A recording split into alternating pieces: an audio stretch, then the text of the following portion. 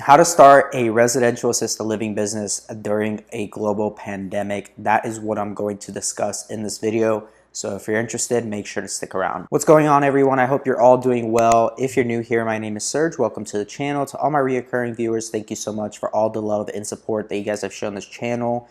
If you have not yet, feel free to go check out the God Made podcast.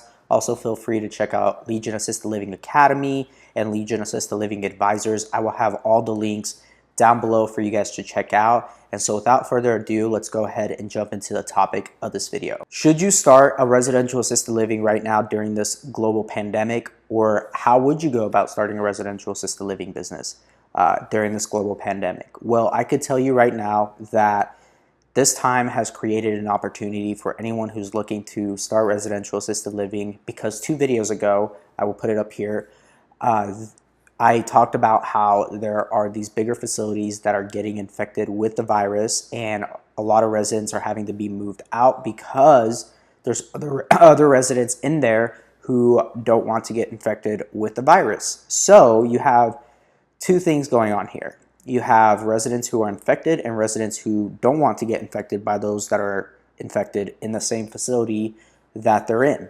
So facilities are kind of being forced from both ends.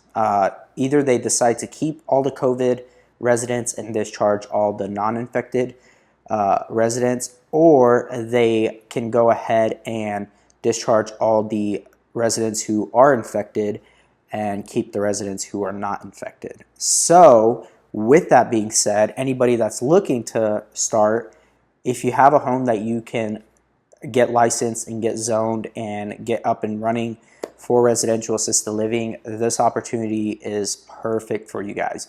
And it is a bit scary to think about this virus, but when you look at the grand scheme of things, we've had a lot of pandemics in our past history as a society and also as the human species and race. So this will eventually be resolved, and things are going to be put in measure to hopefully open up a lot more businesses and open everything back up to probably not the way it was, but to get our economy up and going once again.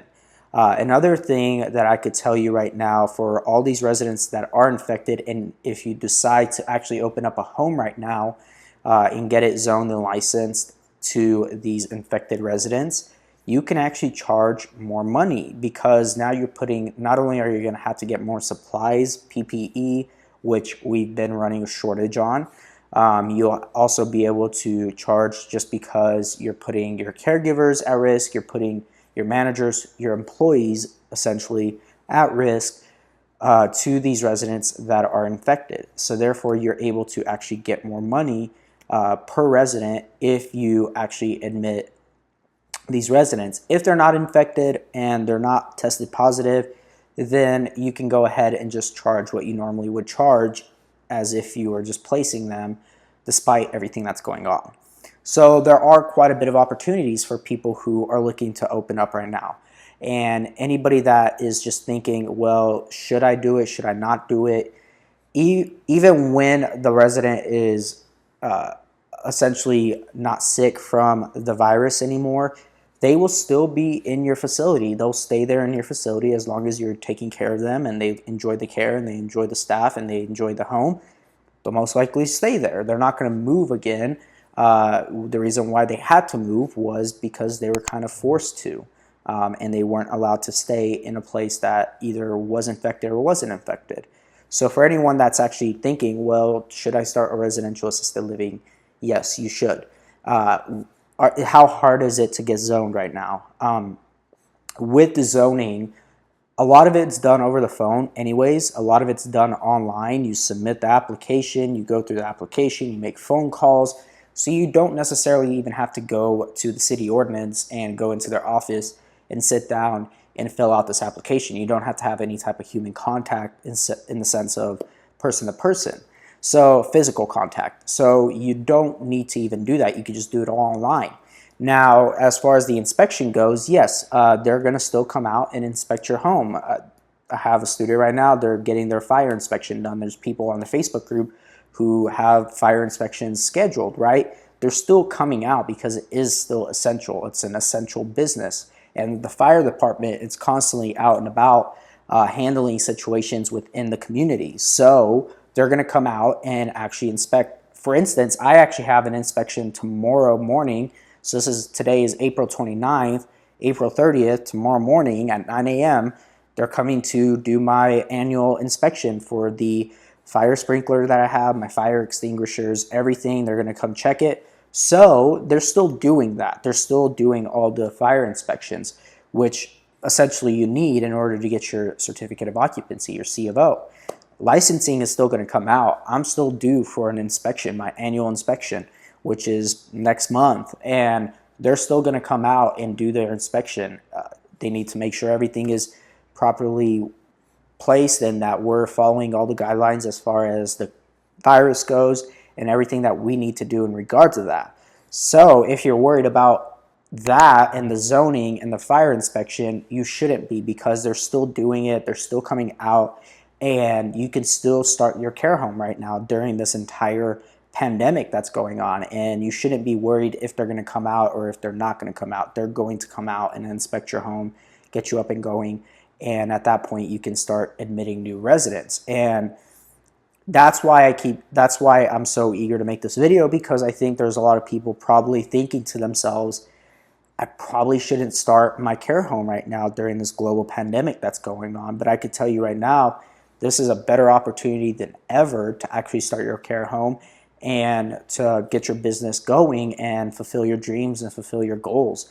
I don't think that you should sit back and relax like everybody else is doing, watching Netflix and doing absolutely nothing and spending their stimulus checks on things they shouldn't be buying. Instead, utilize those stimulus checks to educate yourselves, whether it's investing in courses, books, etc., and investing in starting your own care home. That's essentially what I would tell you to do with your stimulus money, is invest it in your dreams and your goals of starting residential assisted living, and anything to help you get closer to that goal is what I would tell you to start doing during this global pandemic, while everyone else, essentially your competition, is sitting around doing absolutely nothing. So that is my short answer to that question. Should I start my residential assisted living business during this global pandemic? Yes, you should.